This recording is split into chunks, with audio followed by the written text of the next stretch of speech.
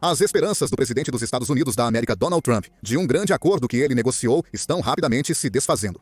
As táticas caóticas trouxeram a Ucrânia para a mesa de negociações, resultando nos Estados Unidos da América. Ucrânia concordou com um cessar-fogo de 30 dias na guerra, condicionado à aprovação do presidente russo Vladimir Putin. Trump sabia que isso não aconteceria com o rascunho inicial do cessar-fogo.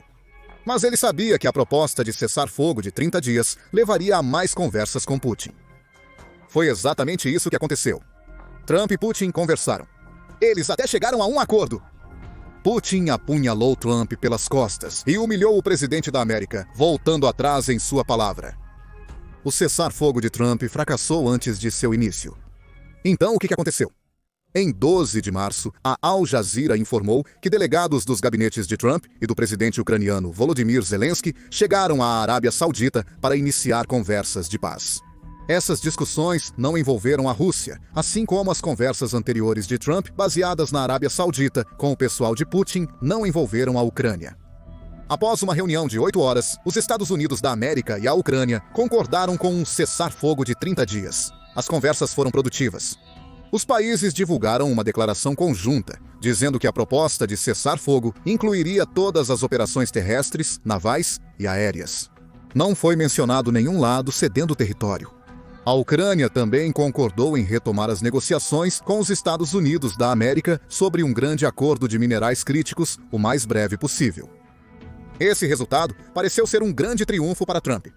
Contudo, o cessar-fogo estava condicionado a Putin concordar com a Rússia, depondo suas armas. Trump provavelmente sabia que um cessar-fogo com a Ucrânia seria impossível, pelo menos nos termos negociados. Putin, como esperado, recusou. Os termos do cessar-fogo não foram suficientemente claros para o presidente russo e não resolveram adequadamente o que ele considerou a causa raiz do problema ucraniano. Putin também estabeleceu suas próprias condições, além de resolver a causa raiz de sua invasão, que parece ser sua crença de que a Ucrânia não deveria existir. Putin queria mais detalhes. Ele afirmou que a Rússia controlava a guerra, especialmente em Kursk, onde as tropas ucranianas logo seriam cercadas. Ele também questionou como a Ucrânia usaria os 30 dias. Zelensky rearmaria seu exército, reeducaria seus soldados? Como todo o processo seria controlado? Mas o mais importante, afirmou Putin, é negociar com nossos colegas e parceiros americanos. Talvez eu tenha uma ligação com Donald Trump. Essa é a resposta que Trump esperava. Para o presidente da América, a negociação inicial de cessar-fogo com a Ucrânia foi mais um primeiro passo em direção à paz do que um absoluto que Putin tinha que aceitar. Ele queria que Putin abordasse o tema de uma conversa de acompanhamento. Com Trump e Putin em contato por telefone, os Estados Unidos da América poderiam negociar os detalhes para concretizar o cessar-fogo. A chamada estava marcada para 18 de março. Antes da ligação, a mídia especulou sobre o que Putin e Trump discutiriam. A British Broadcasting Corporation ressaltou que Trump já havia dito que muitos elementos do acordo de paz temporário foram acordados, embora ele também tenha declarado que ainda há muito a ser negociado em uma postagem na Truth Social. Segundo Trump, as 2.500 mortes semanais de soldados dos dois lados precisam cessar imediatamente. Estou ansioso para a ligação com o presidente Putin. Trump estava animado, enquanto Putin era mais reservado, como de costume. Questionado sobre o assunto da ligação, o porta-voz do Kremlin, Dmitry Peskov, não quis comentar. Nós nunca fazemos isso. Talvez ele não precisasse. Putin já expressou sua opinião sobre o acordo inicial de cessar-fogo. Ele deixou a Rússia com várias questões em aberto. A ideia está correta e nós a apoiamos, disse Putin dias antes. Mas há perguntas que precisamos discutir. Putin havia dito antes que essas perguntas focariam nas ações da Ucrânia durante o mês e no controle do cessar-fogo. Trump indicou possíveis tópicos de conversa 2 dias antes da ligação telefônica de 18 de março. Vamos falar sobre terras. Vamos falar sobre usinas de energia. Já estamos falando sobre isso, dividindo certos ativos. Para Trump, a ligação com Putin foi mais uma chance de fechar um acordo. Finalmente, 18 de março chegou. E nada. Pelo menos não por um tempo. Putin preparou o palco para a humilhação que viria ao deixar Trump esperando por mais de 1 hora, além do horário programado para a chamada. Isso foi uma jogada de poder puro de Putin. Ele queria mostrar a Trump que ele tinha o controle nessas discussões. Faz sentido. Putin acredita que Trump quer ser lembrado como o presidente dos Estados Unidos da América que trouxe a paz na Ucrânia. Mas para Putin, um cessar-fogo não é realmente relevante. Ele sente que tem a vantagem em sua invasão à Ucrânia. Suas tropas estão lentamente expulsando a Ucrânia do Oblast de Kursk e a Rússia ganhou 1.609 milhas quadradas de território ucraniano em 2024 graças à renovada pressão de Putin no leste da Ucrânia. Trump queria algo. De acordo com o The Express, Putin estava indiferente e até riu dos avisos de que um compromisso anterior o atrasaria para sua ligação com Trump. Putin discursava no Congresso Anual da União Russa de Industrialistas e Empresários quando deveria estar falando com Trump. Siliv relata que o organizador do evento, Alexander Shukin, até olhava para o relógio enquanto Putin falava. Peskov informou a ele que a ligação crucial de Putin com Trump estava marcada para as 16 horas no horário de Moscou. Putin permaneceu no evento 16 horas. Putin disse a Shukin que não o ouvisse, pois esse era o trabalho de Peskov, depois que este mencionou o atraso da ligação. Não sei, respondeu Shukin. Agora precisamos ver o que Trump diz sobre isso. A comitiva de Putin deixou o evento 17 horas, embarcando em uma 20 minutos de volta ao Kremlin. Putin fez Trump esperar por mais de 1 hora antes de atender o telefone, um primeiro insulto ao presidente americano. Ele forçou o presidente do país mais poderoso do mundo a aguardar enquanto desfrutava de um evento na Rússia. O próximo insulto após a ligação seria ainda mais humilhante para Trump. Antes disso, a ligação telefônica ainda precisava ser concluída, e Trump, para seu crédito, ignorou o insulto inicial de Putin e iniciou as negociações. Embora o teor exato da conversa seja desconhecido, Washington saiu da ligação com boas notícias. Putin concordou com um cessar-fogo parcial. A Reuters informa que Putin disse a Trump que a Rússia pararia de atacar as instalações de energia da Ucrânia por 30 dias. Não foi o cessar-fogo total que os Estados Unidos da América e a Ucrânia esperavam. Apesar disso, foi um avanço. A Ucrânia prontamente declarou que apoiaria a versão reduzida do acordo de Putin.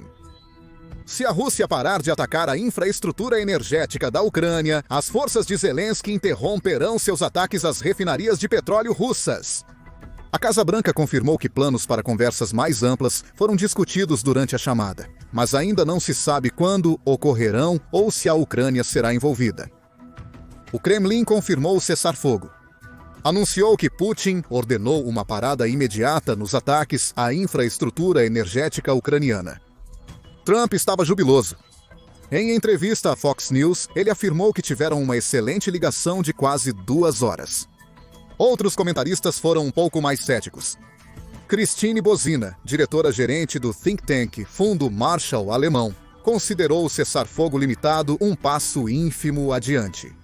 Esta chamada trouxe à luz o quão difícil será a Rússia como interlocutora e a geral falta de vontade da Rússia em falar sobre fazer progresso real na parada desta guerra, ela acrescentou. Bozina provavelmente não imaginava o quão proféticas suas palavras seriam. Susan Colborne, especialista em segurança europeia na Stanford School of Public Policy da Duke University, também se mostrou cautelosa. Foi impressionante como Trump pediu poucas concessões dos russos, apesar da invasão ao país vizinho. Ela estava certa. Aparentemente, pouco se falou sobre concessões na ligação. A British Broadcasting Corporation relata que Putin e Trump também discutiram a possibilidade de criar um cessar-fogo marítimo no Mar Negro. Isso seria mais benéfico para a Rússia do que para Zelensky, já que a Ucrânia dizimou 1/3 da frota russa do Mar Negro. Putin não conseguiu usar esse trecho de água para sua vantagem como esperava. Um cessar-fogo lá equivaleria à Rússia pedindo à Ucrânia para parar de atacar seus navios e portos da Crimeia com mísseis e drones. As questões não abordadas durante a ligação poderiam ser reveladoras? Não houve conversas sobre um cessar-fogo total, de acordo com a British Broadcasting Corporation. Putin nunca concordaria com isso. Aparentemente, Trump não abordou a condição-chave de Putin para uma paz duradoura. Essa condição é que a Ucrânia tem que parar de se rearmar, além de não receber mais ajuda militar ou inteligência de outras nações, se a Rússia sequer considerar a paz. Putin sabe que isso não vai acontecer. Os Estados Unidos da América podem concordar em parar de fornecer armas e inteligência para a Ucrânia. Zelensky já fez isso antes, mas reverteu a decisão após as conversas de cessar-fogo de Trump. Contudo, o mesmo não se aplica aos parceiros europeus da Ucrânia. Muitos veem Putin como uma ameaça à sua soberania, principalmente se ele obtiver sucesso na Ucrânia, e se comprometeram a apoiar o país até que vença a guerra. Mas, voltando à inesperada profecia de Bozina. Isso se concretizou mais rápido que o esperado. Putin não pretendia honrar sua parte no acordo de cessar-fogo. Ele usou a ligação telefônica para enganar Trump. Toda a ligação foi um jogo de poder. Putin usou isso para sondar a real posição da América, incluindo o quanto ela o pressionaria a fazer concessões. Ao descobrir que os Estados Unidos da América não o pressionariam, ele fez um acordo de cessar-fogo da infraestrutura energética que sabia que não cumpriria. Como sabemos que Putin pretendia quebrar o cessar-fogo? Ele já fez isso. Em 19 de março, logo após a ligação entre Putin e Trump, a Rússia lançou um grande ataque com mísseis, drones e bombas contra a Ucrânia. Nas primeiras horas da manhã, uma horda de drones atacou uma estação de energia ferroviária em Dnipropetrovsk, na Ucrânia.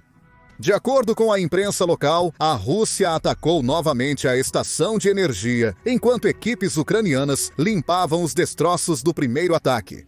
Oleksandr Shevchenko, diretor adjunto e chefe de comunicações e experiência do cliente na região de Ulka-Zalinsk-Nissai, deu uma resposta clara. É assim que parece um cessar-fogo imediato em toda a energia e infraestrutura. À 1h20 da manhã, a Rússia atacou 2 vezes as instalações de energia ferroviária da Ucrânia na região de Dnipro, enquanto bombeiros e um trem de resgate atuavam no local. Isso não é tudo. Rússia atacou estação de energia ferroviária e infraestrutura energética em Slaviansk com ataque aéreo. A cidade, que está na região de Donetsk, que Putin visou ao longo de 2024, é lar para 100 mil pessoas. De acordo com o Kiev Post, grande parte dessa cidade agora está sem eletricidade. O ataque a Slaviansk foi feito com uma bomba aérea, menos de 1 hora após o término da ligação entre Trump e Putin. Menos de 1 hora. Putin não demorou para voltar atrás em sua palavra e trair Trump. Não há como negar isso. Foi uma humilhação massiva para o presidente da América. Após a ligação, Trump provavelmente pensou que estava fazendo progresso nas negociações de paz sobre a invasão da Ucrânia. Um cessar-fogo nos ataques à infraestrutura energética, embora não total, era um passo na direção certa. É um passo acordado entre os Estados Unidos da América e a Ucrânia.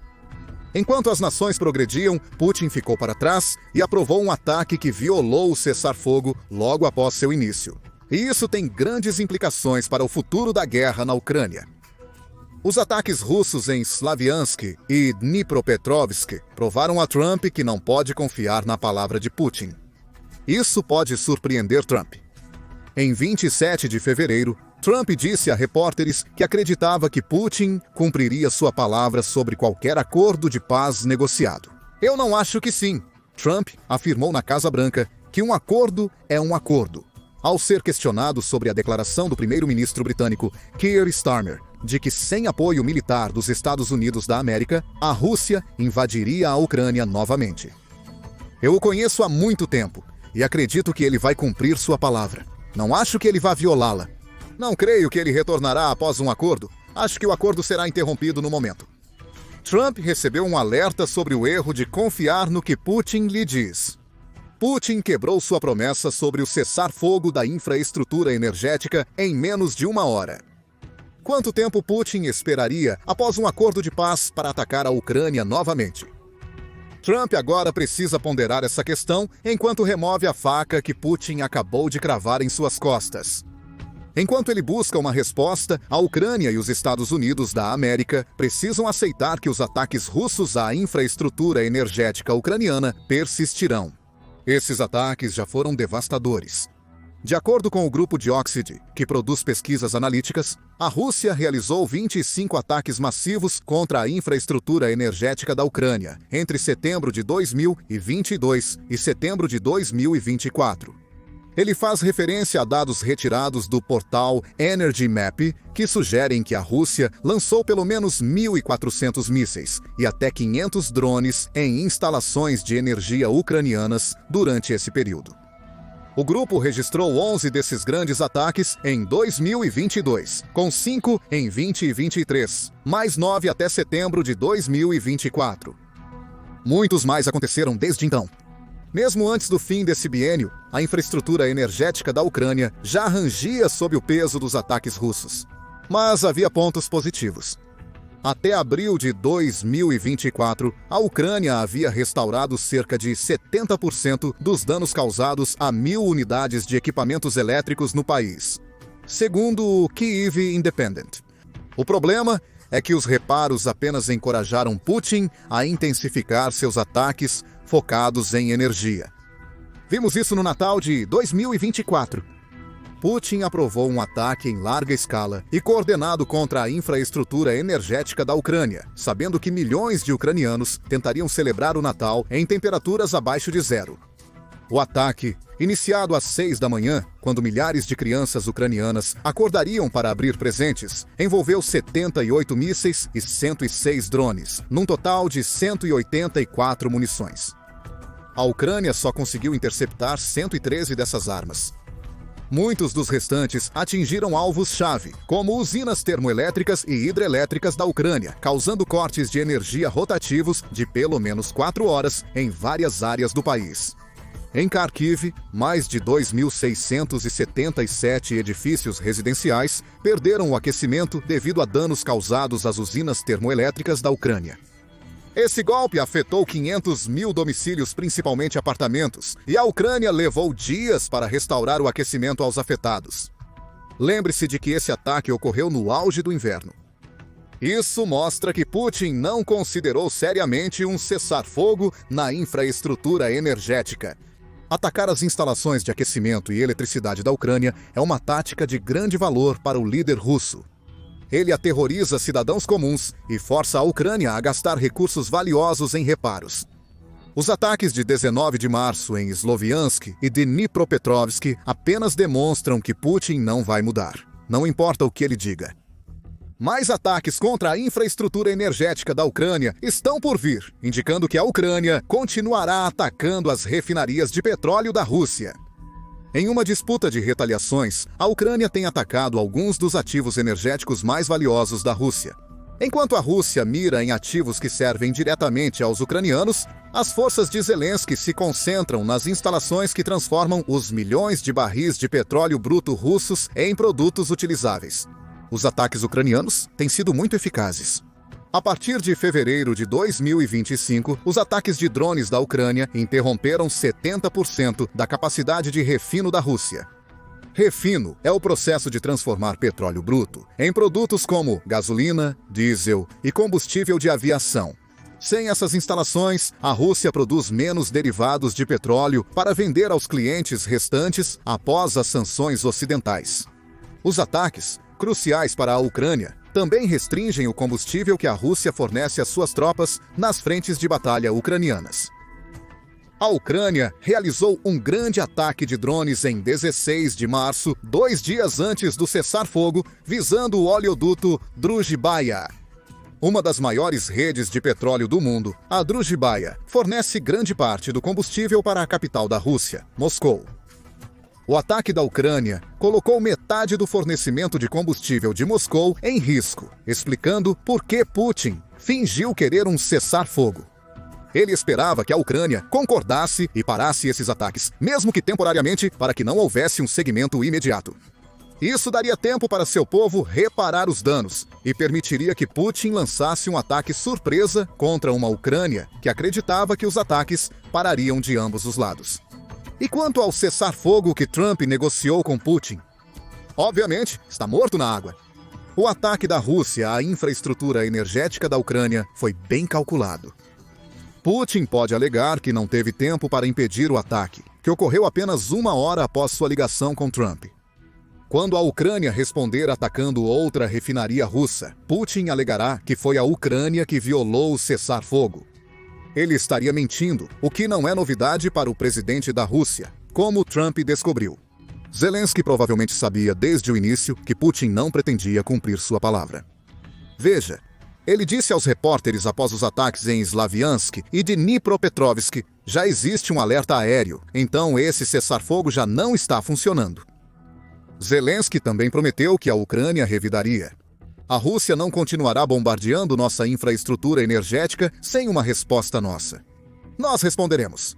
O presidente da Ucrânia rugiu para os repórteres enviando uma mensagem clara para Putin. Se Putin não pretende cumprir os termos do seu próprio cessar-fogo, ele está enganado ao pensar que a Ucrânia vai parar seus ataques.